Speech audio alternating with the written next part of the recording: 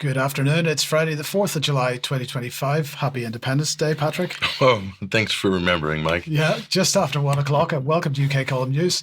I'm your host, Mike Robinson. My co-host today in the studio is Patrick Henningsen, and journalist Mark Anderson joins us by video link from the United States. Now, let's get straight on. Palestine Action is at the Royal Courts of Justice for what they describe as the last opportunity to stop their prescription as terrorists. This follows the agreement by the House of Lords yesterday to prescribe the group. Now, in an act of sheer hypocrisy, Yvette Cooper, amongst others, attended the House of Commons on Wednesday wearing a sash to celebrate the Suffragettes, who used even worse tactics, including explosives, than Palestine Action to make their point. So absolute hypocrisy, because most of the lot in that photograph there then went on to vote to prescribe Palestine Action as a terrorist organisation. Now, we are hoping at some point during the course of the programme to have some live. In fact, Wilsey is just joining us as we speak. Wilsey, I don't know if you can hear us at the moment. Hello, so we're just down near the protest today at the High Court, and we've got a massive crowd down here, and we've just been interviewing people. A lot of people are extremely concerned that this is going to be the thin end of the wedge in terms of protests in this country. And as you can see, there's an absolutely massive crowd here down at the High Court. We weren't sure the turnout was going to be this big, but it's absolutely massive.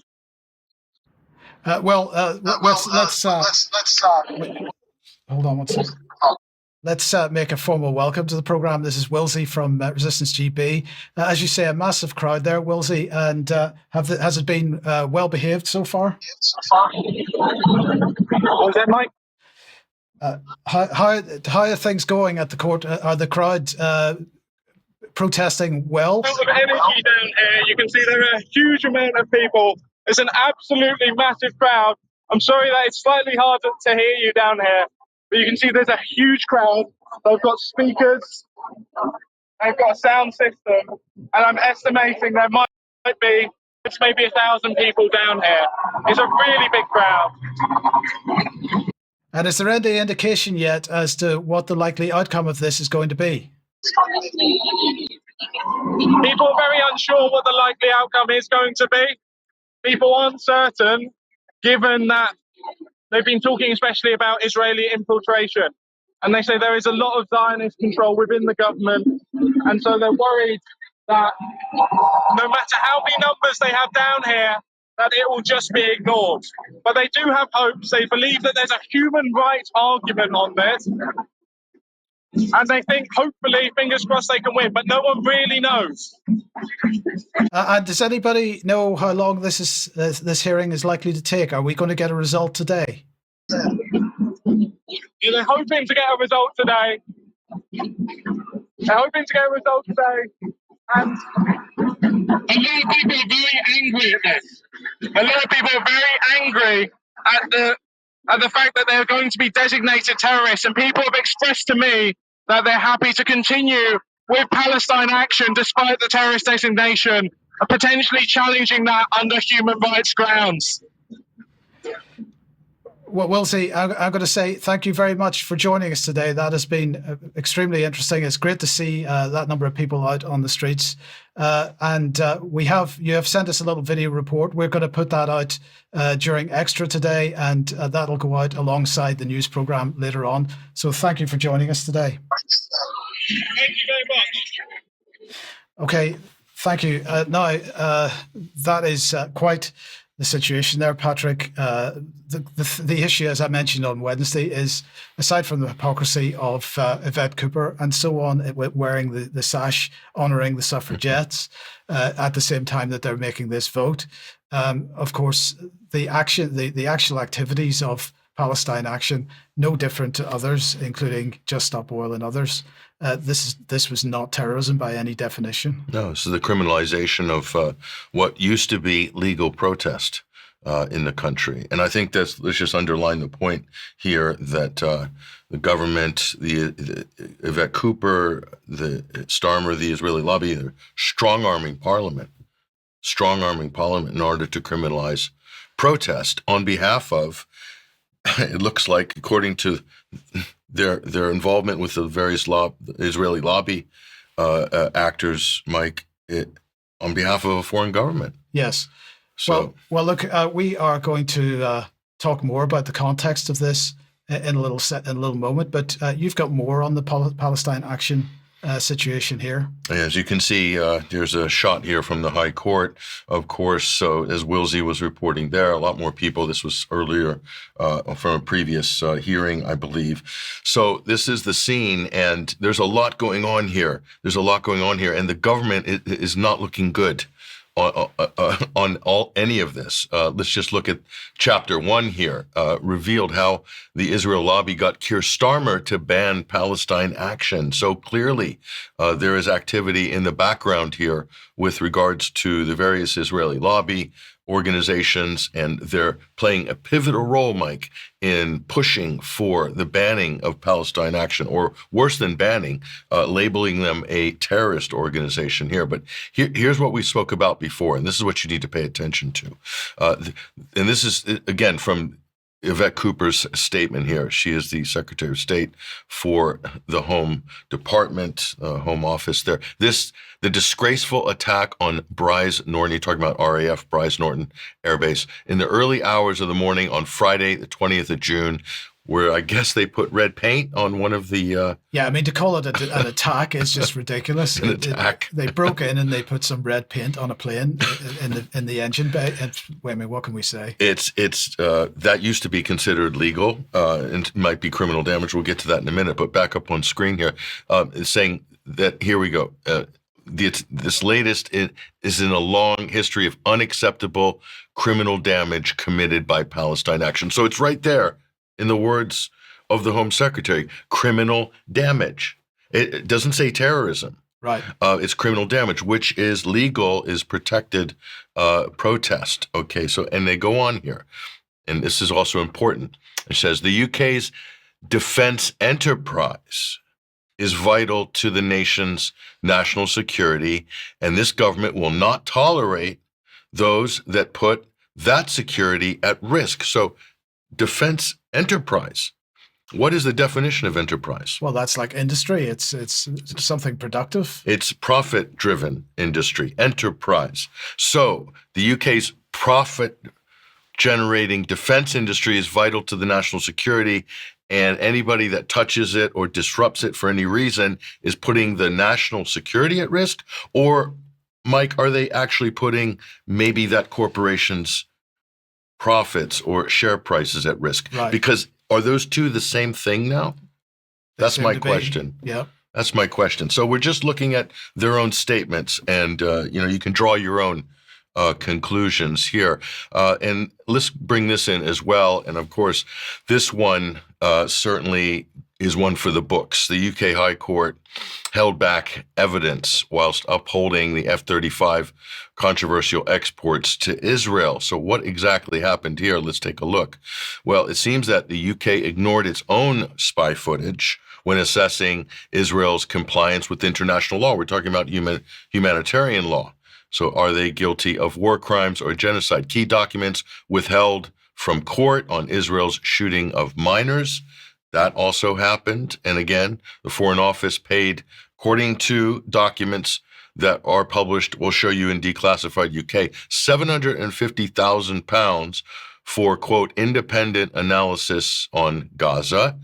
And meanwhile, the firm contracted by the Foreign Office happens to have been founded by a former UK embassy official in Tel Aviv. So no conflict of interest there, nothing to see, move along. And here to the report by Declassified UK, withheld evidence from court in Israel arms case. And we'll take a closer look here. This is just stunning, Mike. Using data from CIR and elsewhere, the Foreign Office's IHL cell revealed over 400 incidents in Gaza, but found only one attack to be impossible breach of international human rights law by Israel.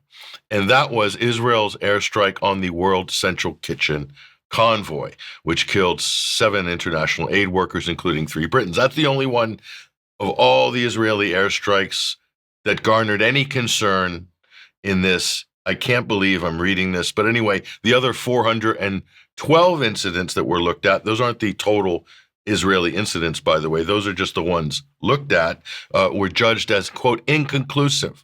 As such, the Foreign Office has still not decided whether Israel has actually committed any problems or, is not complying with international human rights law in its general war conduct. And here's the one, obviously, that was left out. They refused to submit one of CIR's research reports long-range shooting or shooting of minors, i.e. sniping at children, to the court, despite a duty to disclose and explicit request made for its disclosure. It didn't make it into the evidence. So, I mean, what kind of a legal process is going on here? Sure. That's the question. Here's go ahead. No, it's obviously a fitted up legal process. I mean, there is no legal process. It completely subverts the legal process. We've seen this in other areas, like the fact that MI5 was prepared to lie to court recently. It doesn't matter what the circumstances were, they lied. So we're just seeing this, this is the government or the regime that has, no matter what color the political party has said, we're standing for the rule of law. Well, that's long out the window. So they're willing to dismantle the rule of law, all for Israel. They're willing to dismantle and to destroy the international legal system, the international post-World War II legal system, the Genocide Convention, international humanitarian law, to protect Israel and to protect the corporations supplying weapons to Israel as it's committing a genocide. Did I get any of that wrong? Nope. I'm not sure that I did. Let's look at Loki, the great UK-based rapper and poet, entertainer, and happens to be an amazing journalist.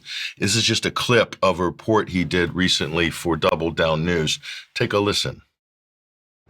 In addition to that, We Believe in Israel has even boasted about being given access to classified police information from a counter-terror investigation into Palestine action in 2022. Why would a lobby group for a foreign power not only be so deeply involved in the security state of this country, but why would it have access to classified documents? We Believe in Israel came out of BICOM, Israel's largest lobby group in Britain, which is currently led by Richard Pater, a reserve in the Israeli military who previously was employed by the Israeli Prime Minister's office. We Believe in Israel campaigned to remove my music from Spotify. At the time, it was led by Luke Akehurst, now serving as a Labour MP. Here is Israeli political officer from the embassy discussing Luke Akehurst and We Believe in Israel. So Luke Akehurst is the director of We Believe in Israel.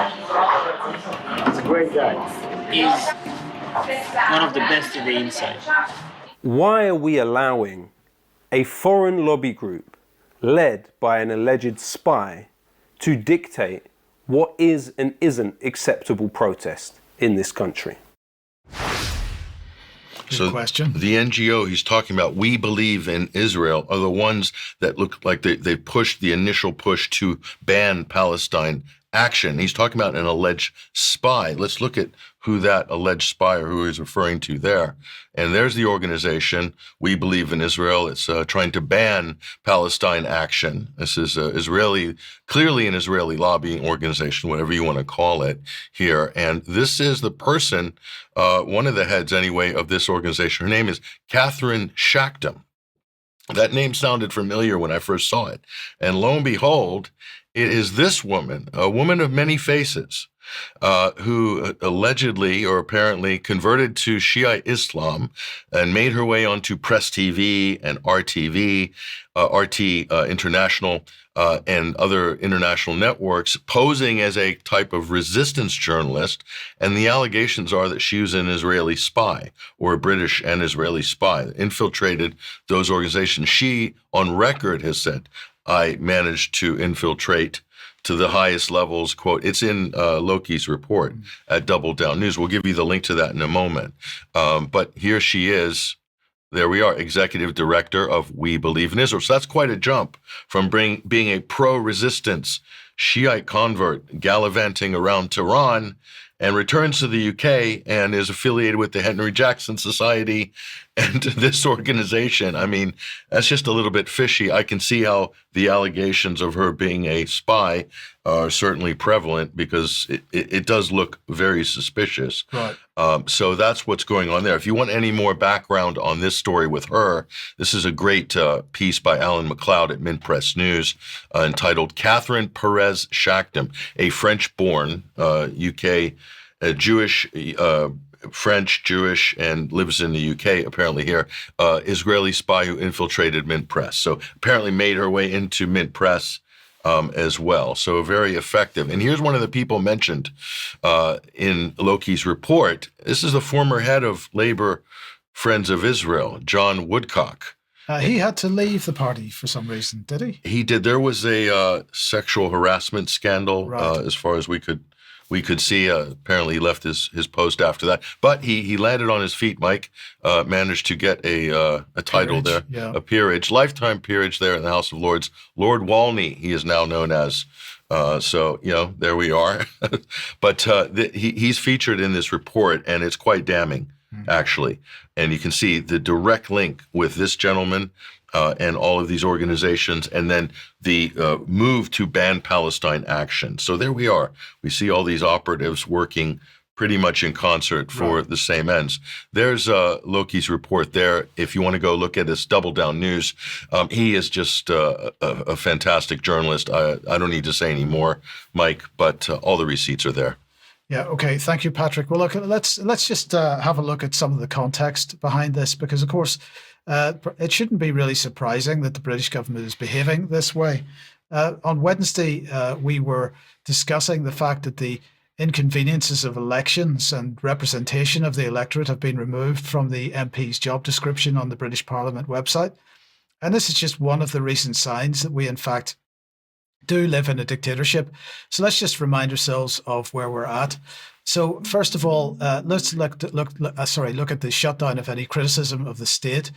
We have the Online Safety Act that everybody will be aware of. We've got the new National Security Act, the Foreign Influence Registration Scheme, the Terrorism Act as examples. The Terrorism Act, as everybody knows, is increasingly used to terrorize anyone who's speaking out through arrests at borders, with interrogations, phone and laptop seizures, and so on. And of course, now with the prescription of organizations. But it's the Foreign Influence and Registration Scheme that I want to focus on for a second here, because this is a subset of the National Security Act that's just been made active yesterday. I'm just going to quote a little bit here. This landmark measure introduces an unprecedented enhanced tier protecting our economy and society from covert activities by Iran and Russia. That was from the Home Office. Now, it is a two-tier scheme. The political tier requires registration of any arrangements to carry out political influence activities in the UK on behalf of a foreign power, including political communications or lobbying senior decision makers such as MPs and election candidates. But a more stringent enhanced tier applies to foreign powers considered to pose a risk to UK's safety of interests. The whole of the Russian and Iranian states have been placed under this tier. Now, there are limited exemptions for journalists and so-called recognised news publishers, but the Starmer regime says that, quotes, individuals and organisations, brackets, including news publishers and journalists, who are required to register under the enhanced tier if they are directed by a specified foreign power or entity to carry out or arrange for others to carry out a broader range of what are described as relevant activities in the UK. Now, relevant activities in the context of the media include, but they're not limited to, conducting or arranging interviews at the direction of a specified foreign power or specified foreign power controlled entity, publishing news reports at the direction of a specified foreign power or specified foreign power controlled entity, creating video reports at the direction of a specified foreign power or specified foreign power controlled entity, and investigative journalism activities at the direction of a specified foreign power or specified foreign power controlled entity. Now, of course, they can make up what at the direction of a specified power or specified foreign power controlled entity means, but I've seen nothing which suggests that Russia Today or Press TV are not foreign power controlled entities. Now, I'm certain they are, but then we're left with what at the direction of means. This is still absolutely unclear. But coming back to the dictatorship, let's look at the next group of statute, and those designed to criminalize protest. And we have here the Police Crime Courts and Sentencing Act and the Public Order Act, which both place major limitations on the ability of the public to protest government or regime actions. And now, as we've highlighted on Wednesday and today, the Terrorism Act is being used in this area as well, as Palestine Action represents. And finally, surveillance that we'll talk about here. The investigatory powers in this country continue to be used to surveil us all. And with the ongoing row with Apple over the use of end-to-end encryption, it's clear that the Starmer regime wants no limitations on bulk data collection in this country. Now, in news related to this, then, Brian Levison has been reappointed to the Investigatory Powers Tribunal. This is the body which is supposed to hold the use of these powers to account. Levison's been doing this job for the past 6 years and has been appointed for a further 3. Now, this is to a so-called independent oversight tribunal, which has, frankly, at this point, upheld almost no cases brought against the state in recent years. And even for the few cases that they have found against the agencies, in fact, it turns out there's nothing they can do about it anyway, because they apparently can't apply any kind of financial sanction or anything like that. But coming back to this again, the Data Use and Access Act, recently passed, is another contribution to the dictatorship, as well as it enables the sharing of bulk data with private companies such as Palantir and others that Patrick's already mentioned just a few minutes ago, so that AI can be leveraged by the state. So this is quite an incredible batch of legislation that we've seen coming through in the last few years, although the Terrorism Act goes back a bit further than that, but it's now being used in a way that it was never intended. But let's not forget the daddy of them all, and that is the Covert Human Intelligence Sources (Criminal Conduct Act. And if you remember, the short text of this went on. It says, a bill to make provision for and in connection with the authorization of criminal conduct in the course of or otherwise in connection with the conduct of covert human intelligence sources. Now, there are apparently no real restrictions on the types of criminal conduct permitted by this act. And the range of government agencies is virtually limited that can make use of this as well.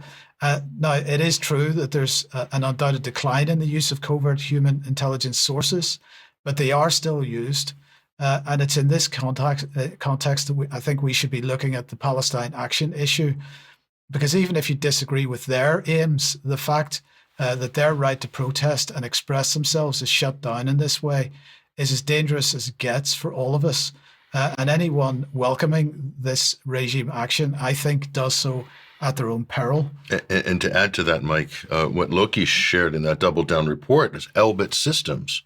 Elbit Systems has their own corporate intelligence cell, right, which they use to surveil and monitor members of Palestine Action and then report to the government. Corporate intelligence. So this is another layer to that whole thing that you just laid out there. So Incredible. we have got ourselves in quite the pickle in this country with respect to the level of power and the degree of power that the government has claimed for itself just in the last few years. And this isn't a Labour thing. This is cross-party. It's the Uni Party in action, and we really have to consider that when we are making a judgment of whether we should be supporting this court action on behalf of Palestine Action or not. And it is a dangerous situation when I don't know how many judges are going to be involved in making this decision, probably 3, I suppose.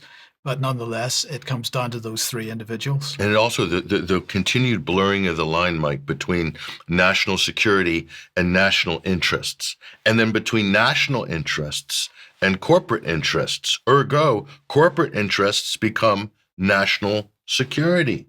Because what are we protecting here? What's all this surveillance for? Why does the government need license to break the law? Is anything in Palestine putting the UK at risk? No. No, the danger is to the entities that operate in this country. To the corporations that are based here, as well as Leonardo and other big defense contractors, which their stocks are doing very well right now. Okay, through the roof, European defense stocks. And I wonder how many people in government own those shares or have them indexed in their various funds. So the performance of these defense contractors that are killing people right now, let's just kind of put it bluntly, somehow that's in the interest of politicians in Britain, Europe, and the United States to keep the killing going. Sorry to be crude and blunt about it, but that's what it looks like. Right now, we were talking about foreign influence there a second ago. Now, of course, when we're looking at journalists who may be affected by this, there are a number of British journalists who have worked with RT and with Press TV, and those are the two countries, sort of media outlets, which are absolutely on the list for foreign influence. Now, one of the people who does is seen on Press TV from time to time, if not actually regularly, is David Miller, and of course a very outspoken critic of Zionism. He's coming under increasing pressure, Patrick. Yeah, they're all going after David. One of the reasons they're going after David Miller is because he's stood up and he has fought them and won, at least in the tribunal earlier regarding his dismissal at Bristol University. But this latest challenge is a whole nother level. We've got a video message which David posted on his X account. Everybody listen to this very closely and we'll tell you how you can help. But go ahead and roll this. So I'm here at Westminster Magistrates Court where I came this morning for the first hearing in the case being brought against me by the Campaign Against Anti-Semitism. They have accused me of sending 3 menacing tweets under the Communications Act of 2003. It was a case hearing today. There was no pleading done, and we will come back in a couple of months for further discussions and hearings before a trial date has been set for the 15th of December. They will try and silence me. They're trying to silence me through this whole procedure. And of course, what we are doing is fighting back against the Zionist attempt to completely destroy any speech in support of the Palestinians and against the existence of the Zionist movement, which is of course a fundamentally racist and genocidal movement. Obviously, this is yet another court case which I'm fighting, which will have significant legal costs. We have a great legal team from Bernberg Pierce, and we need to raise funds to support both the Bernberg Pierce team and the barristers who are acting for me, including some well-known and high-profile barristers. So I would appeal to everyone who can afford it to supply us with anything they can afford to support the legal fees in this case to the Left Legal Fighting Fund at fightingfund.org.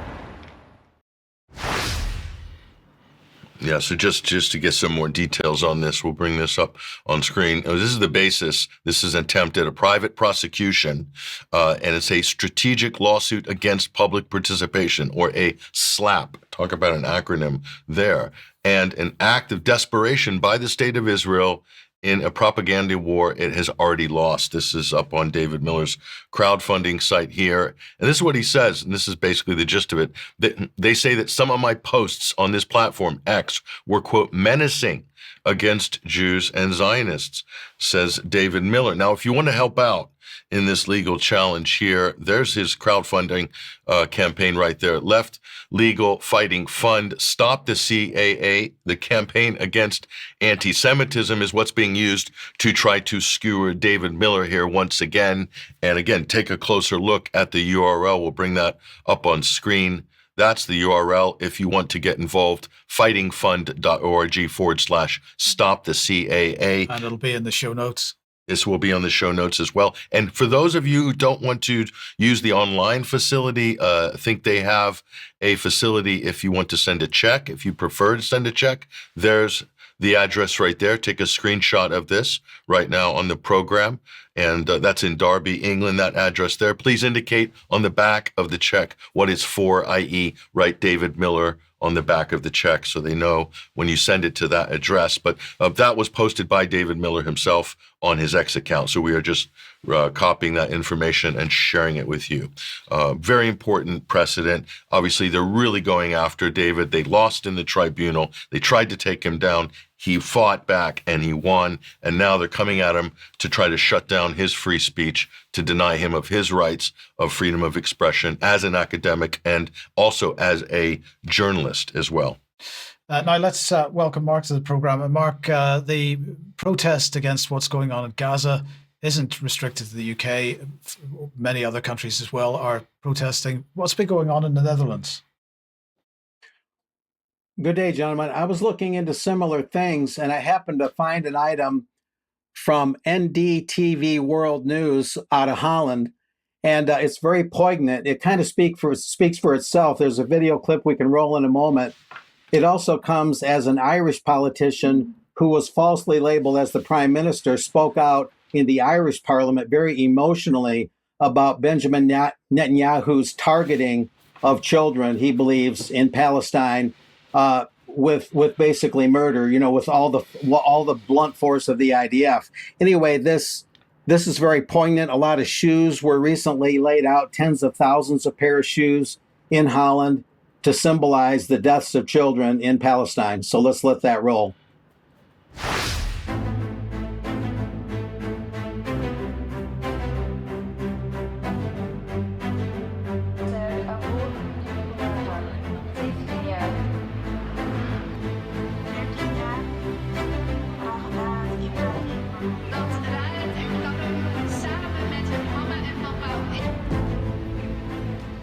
This is the 12th time that we are organizing a memorial protest in the Netherlands. We are in Almere this time. We are saying 18,000 shoes. That's the official numbers right now, but we know that more children than that, way more children than that, have been murdered. They are under the rubble. They have not been found yet or not been registered because the system just can't do it anymore. I felt angry today coming here that we have to do this again and again, a year and a half, and the genocide is not ending. Actually, our family today said to each other, maybe we will not wake up tomorrow, when they went to sleep in Gaza last night. Alhamdulillah, they are alive, but we don't know how many more people we are going to be losing. So I am devastated that we are commemorating all of these children. The shoes represent children, and that it's not stopping. So I am calling anybody in power, anybody who can do anything, but also normal people, to keep raising attention and put pressure on governments to end this genocide by Israel in Palestine.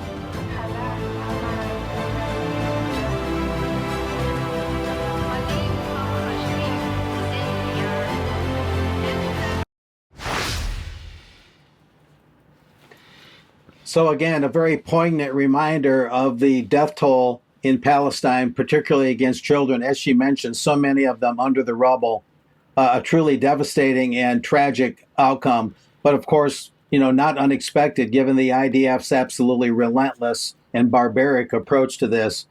So that puts a lot of icing on the cake of what we've already seen. And the protests are in the United States as well, but they're pretty scattered. And of course, we always have to believe or understand that agent provocateurs or infiltrators will occasionally get into these protests and lead people to do things they otherwise wouldn't do, maybe acts of vandalism, so then they can be labeled as terrorists. That does happen from time to time. But that'll do it for now. Back to you guys. Thank you, Mark. Patrick, sticking with the Gaza genocide then? Yeah, I'll give you an update on that. And just to let you know, there are good people in Holland. Yes. Don't let the Secretary General of NATO give you the wrong impression of that country. There's wonderful people in Holland, and we just showed you one of them there. Now, let's bring this up here, and just so people are aware, this is no longer speculation. It's not video tricks you're seeing on social media. U.S. contractors say their colleagues are firing live ammunition at Palestinians seeking food in Gaza. As you can see, they've created a concentration camp here, funded by the U.S. government and the Israelis. They're calling this humanitarian aid. They're letting them loose to go find and run to get food, and then shooting them. The number dead is running at a clip, including from these sites, as well as the bombing raids by Israel, around 100 Palestinians a day. It seems, Mike, like it's a quota by the IDF. They need to kill 100 per day, because that's what it's averaging out at over the last few weeks. Is that all Hamas? I don't think it is. Of course, it's not. It's ridiculous to even say so. So the UN has issued the Human Rights Council has issued a new report. We've seen the draft of that. I think the final has been published already. If it hasn't, it's probably up on their website. But here's Francesca Albanese, the UN Special Rapporteur for Human Rights, talking about what's in this report and why it's so significant, and why the time for debate, discussion, and trepidation of, oh, is it a genocide? Oh, is it not? Oh, is Israel intending to kill civilians on an industrial scale? Or is it just a mistake and is just all this collateral damage? That time for that debate has long since passed. Listen. My report exposes a system, something that is so structural and so widespread and so systemic that there is no possibility to fix it and redress it. It is to be dismantled. And, you know, had businesses and had the corporate sector observed due diligence, had it honored its commitment to do due diligence, even before October 7, 2023, he would have disengaged completely and totally from its entanglement with the Israeli economy. Because, first of all, it's a fiction that there is a line dividing, separating the good Israel within Israel and the bad Israel in the occupied territory. No, the economy is one. Israel's economy is one and one only, and encapsulates the colonies. The colonies do not exist because some fringy part of the Israeli society is pioneering into the wild, wild West Bank. No, it's because this is resolving the housing crisis in Israel. These people live and thrive within a system that is so connected, that is part of the Israeli state. That's the Special Rapporteur for Palestine and the occupied territories, Francesca Albanese here. Let's take a look at the draft edited version here. This is just the clips that I took from it. We'll bring this up on screen. The UN's Special Rapporteur's 27-page report shows in granular detail how Israel's war economy has mutated from occupation to an economy of genocide, powered by a tight-knit web of global corporations and investors. Well, let's take a look at that tight-knit web. They're right here. The document names more than 60 firms. Among them, drumroll please, ladies and gentlemen, tech bros stand by, Google, Amazon, Microsoft, Palantir. Anybody own Palantir shares? I had a chance to buy at 60. I passed. I'm glad I did. Lockheed Martin, Elbit Systems. Well, we were just talking about them. Caterpillar, HD Hyundai, Volvo. Good cars, but I'm not sure about what they're doing with the Israelis. Chevron, Drummond, and Glencore. Of course, Glencore's in there, as direct beneficiaries and enablers of the deconstruction of Gaza and the entrenchment of West Bank settlements. Well, there you have it. It's an economy. So it's beyond debate. And why there is not sanctions already, why there is not full-blown embargo on arms. They're in violation of the Arms Trade Treaty. UK is signed to that, right? The Genocide Treaty, Genocide Convention, UK is signed to that, as is the United States. They're fully in violation of all of that. So why are our governments still shipping weapons? And shipping anything? Everyone sanctioned South Africa for far less in comparison, although the apartheid regime was bad, although it was brutal, but they weren't doing anything near to the level of violence that Israel has been doing for the last 20 months. So what are we waiting for? That's the question. That's a good question. Okay, let's leave that there now and move on. If you like what the UK column does, we do need your support. I want to say thank you again to everybody that does support us. But if you look on the front page of the website, you'll find a link to the support page. We do need your help, as I say. A reminder of the interview that went out at 1 p.m. yesterday with Professor Gloria Moss. This is looking at the situation in universities and so on. So do have a look at that. It's described as a higher education crisis, and of course that's exactly what it is. Tonight at 7 p.m. with Germ, Charles and I are with Germ for our weekly banter. Join us at 7 tonight. A reminder of Vanessa's latest article on the UK Column website, Iran on its Ring of Fire. If you haven't read it yet, please do. Please share it. Sharing it is absolutely, sharing everything that's on the UK Column website is absolutely important for us as well.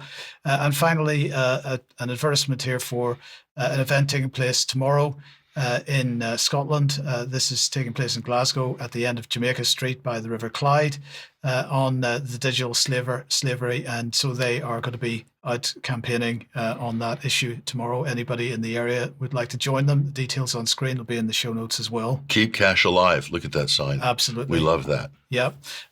Sorry. And finally, then a reminder of the date for your diary, Saturday, 18th of October, 2025, next UK Column on Location event. The subject will be health, and that's taking place in York, venue to be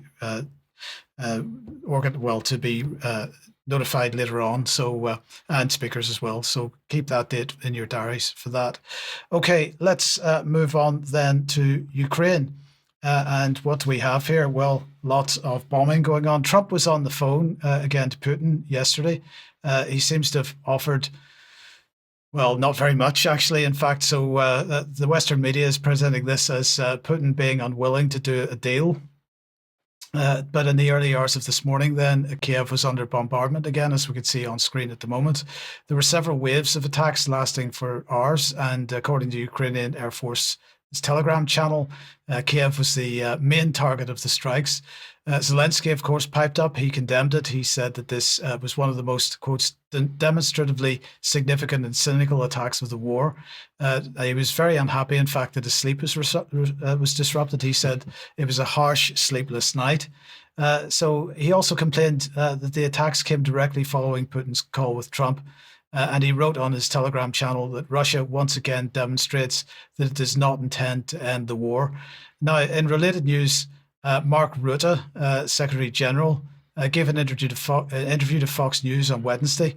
Now, let's just get a feel for how unhinged he actually is.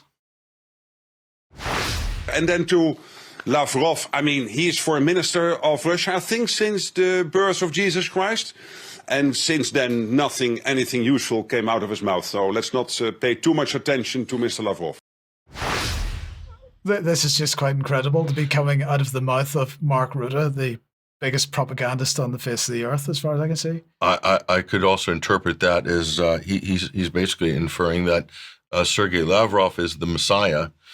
So if that's the case, we should organize some Lavrov prayer candles. They're coming to you by next week, so look out for those. Okay, well, anyway, Rutte's main message for the United States was around his continuing whinging that Trump appears to have withdrawn support for Ukraine. In fact, the Department of Defense has only announced a pause in deliveries of some weapon systems, including Patriot missiles, precision-guided artillery shells, Hellfire missiles and munitions compatible with F-16. I mean, the F-16s are being shot down, so it hardly matters. But anyway, Rutte said, I totally understand that the US always has to make sure its interests are covered. When it comes to Ukraine, in the short term, Ukraine cannot do without all the support it can get. I understand the US has to take care of its stockpiles. And at the same time, we have to allow for some flexibility here. Europeans, in the meantime, are really stepping up. Well, my question, Mark, if we can bring you back on screen, is are they stepping up?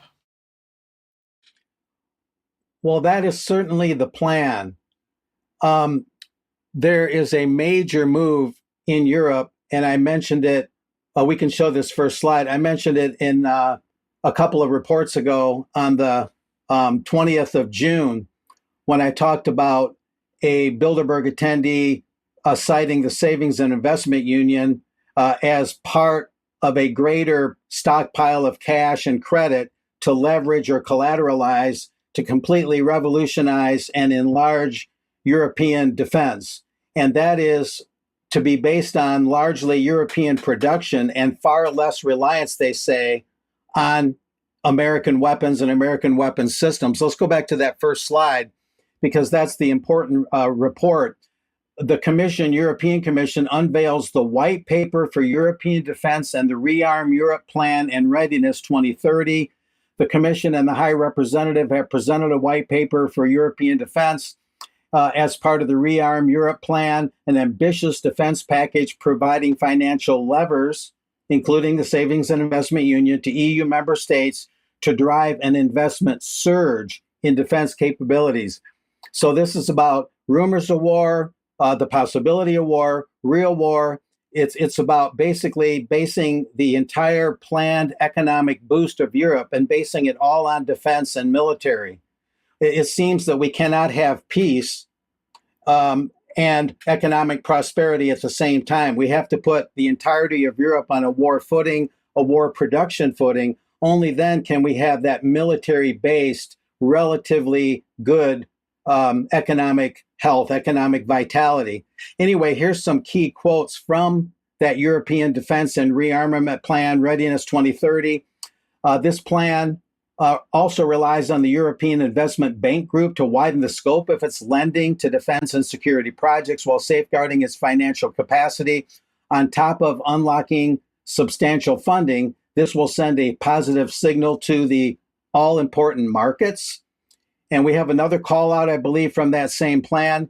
And this relates again to that Savings and Investment Union, providing further validation that that's happening. Public investment alone will not be sufficient to fill the defense industry's investment needs, from startups to large established companies. For this, the Savings and Investments Union strategy will make it easier to mobilize private savings into more efficient capital markets and channel investments into critical sectors of the economy, such as defense.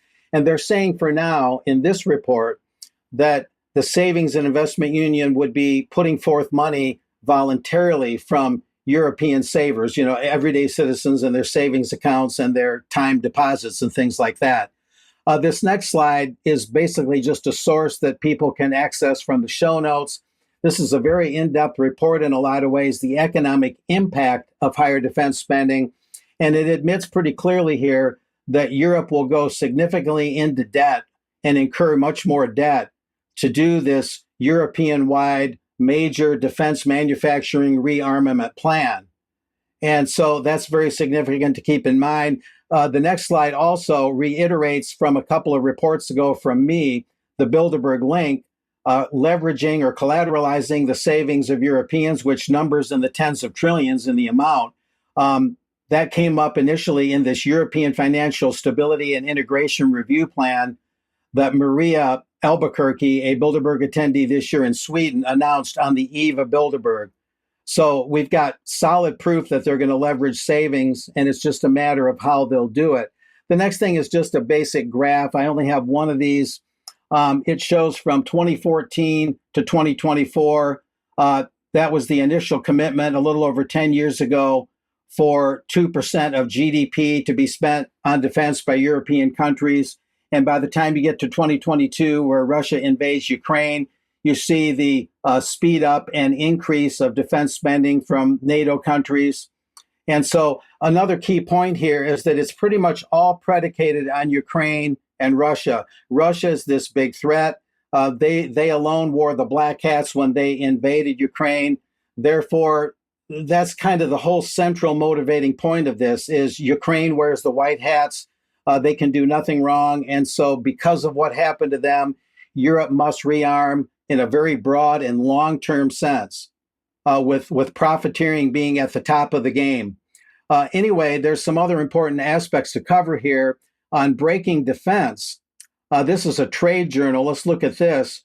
There was a recent Paris Air Show where a lot of these, of course, weapons are put out like in an exhibit kind of way.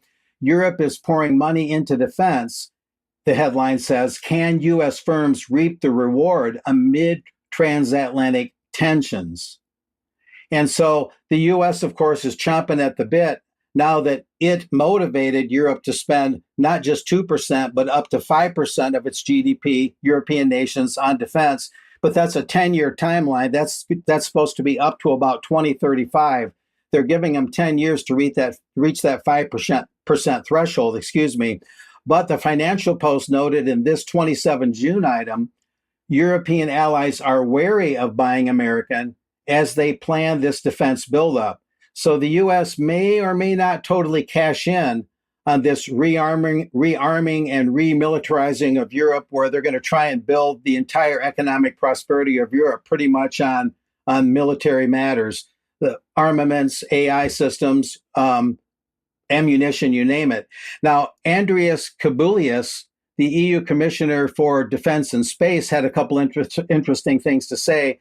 And I'll mention that before I quote him, that Ursula von der Leyen, the president of the European Commission, is saying the peace dividend is over. The peace dividend is no more. In order for Europe to prosper, we must be on a war footing, a war military production footing. But anyway, here's what Andreas had to say. The defense package, the white paper for European defense and rearmament of Europe plan that I mentioned, marks a defining moment for our union, a defining moment. Europe can no longer afford to be a bystander in its own security. And he also had this to say, we must take our defense into our own hands, reinforcing our commitments to collective security and standing firm against those who seek to challenge our sovereignty. And a real irony of this, of course, is the very creation of the EU, which Bilderberg had at least a small hand in, was in a lot of ways, the overturning of individual European nations' sovereignty. So the European Union really doesn't have a leg to stand on in terms of talking about sovereignty, because even for it to exist, it had to at least lessen the sovereignty of its member states. So that pretty much sums up what's going on. The Savings and Investment Union has now been confirmed as one definite way that they'll finance this. And Europeans better hold tight onto their money, or at least they better get a lot more information about how this is going to work. There is one more slide. If you want, Mike, we can save it for extra.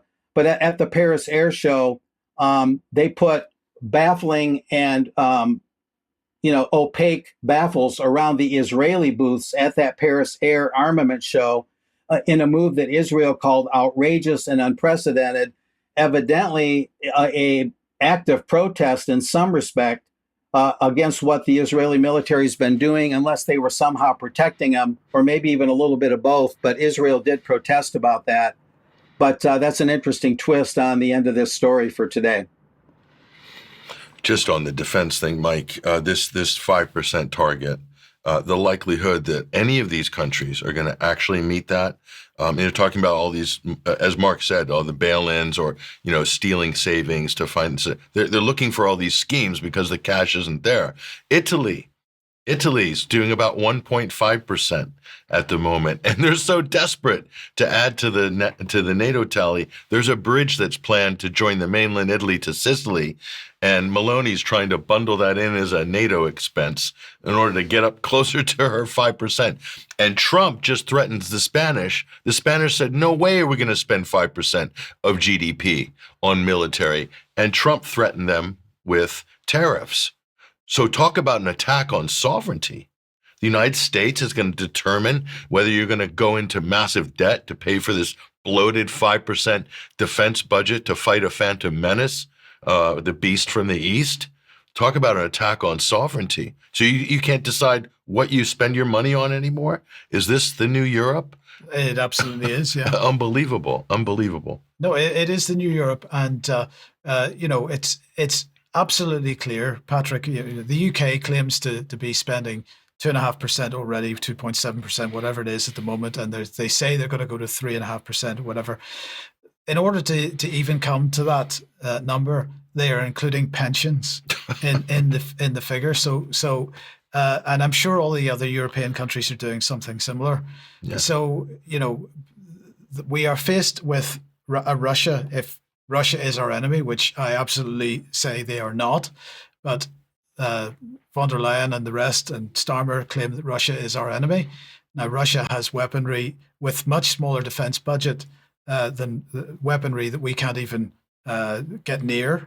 And so, do these people really expect Russia to sit back and wait for the 20 years that it's going to take to get for the West to get up to a level where they could actually seriously prosecute a war against them? Or are they just going to ignore us? Or what are they going to do? Well, if it takes 20 years, Mike, then that's just about right, because every 100 years, Europe decides they're going to try to invade Russia, and it gets the same result every time. They run back with their tail between their legs. So let's set our watches for 2040, and let's do Operation Barbarossa again, and Napoleon trying to take Moscow. That went well, didn't it? So, I mean, this is just like ridiculous. What is the problem with Europe? What is this obsession with having to go to war with Russia constantly? Yes. Why didn't they just roll back NATO? And so this is just unbelievable. NATO's a joke, okay? This is all about interoperability. We know it doesn't work. And how many tanks does NATO produce collectively in a year in Europe? The European side, 100? Yeah.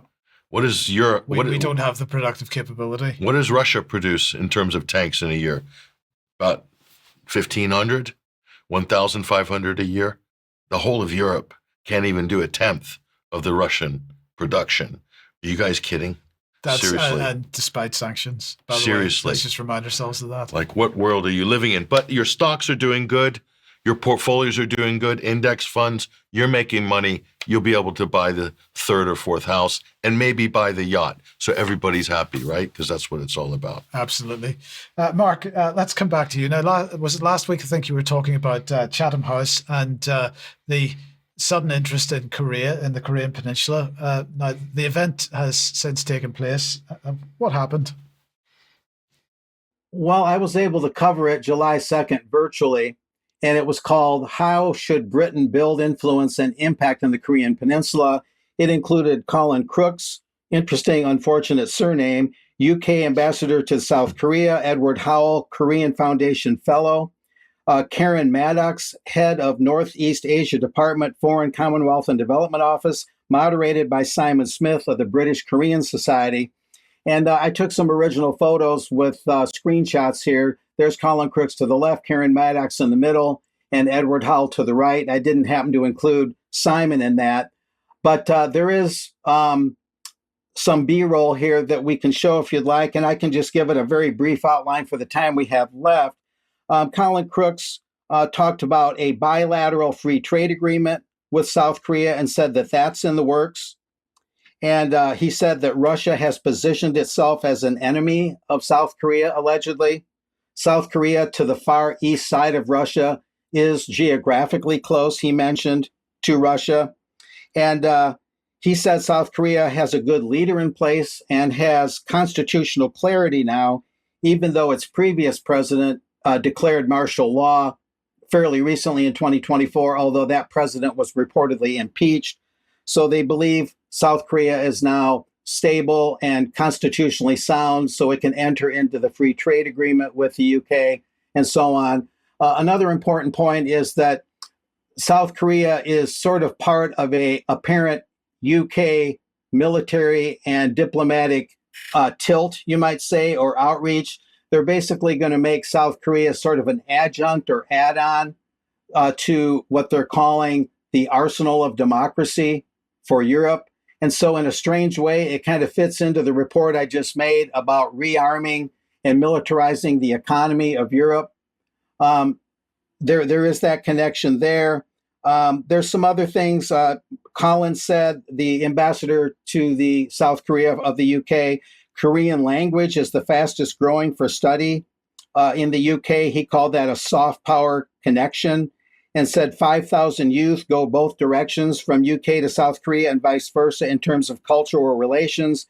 And British universities and schools are actively recruiting South Korean students.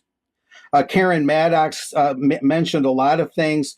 One of the highlights of Karen Maddox's comments was that she doesn't believe North Korea is in with both feet in the axis with Iran, Russia, and China. She believes it's more of a transactional, opportunistic thing, and that North Korea is part of that axis only for its own benefit. And again, it's not in with both feet. That was Karen Maddox's opinion on that. A number of other things could be said. It was something of a dry discussion, but all in all, they are saying that tensions are down in the demilitarized zone between North and South Korea. However, Karen Maddox said that the channels of de-escalation have declined, as has the number of embassies. So they're trying to reestablish the UK embassy in Pyongyang, but meanwhile, North Korea does have an embassy in Ealing, a adjunct or suburb of London, and the HMS Prince of Wales, a naval ship of the UK, is supposed to visit Korea sometime this summer. So that's some of the highlights, guys, but they're trying to bring Korea in as sort of a distant adjunct of free trade and some of the military activities and related matters. I'm sure that there'll be more on this as time goes by, and we can refer back to this Chatham House meeting from July 2nd. So that should suffice for now, guys. Thank you, Mark. Looks like a barrel of laughs there at the Chatham House Memorial Institute. There, Global Britain's back, Mike. Global Britain's back. Global Britain's extending the empire. I would be shocked if the HMS Prince of Wales makes it to Korea, but we'll see. We'll see how they have to go through warm water to get there, so it might be some engine trouble, perhaps. Yes. Well, look, we've got to leave it there for today. I'm going to say thank you very much to Mark and Patrick, and a special thanks to Wilsey from Resistance GB, and we'll let everybody know what happens at that High Court hearing if we hear before the end of Extra.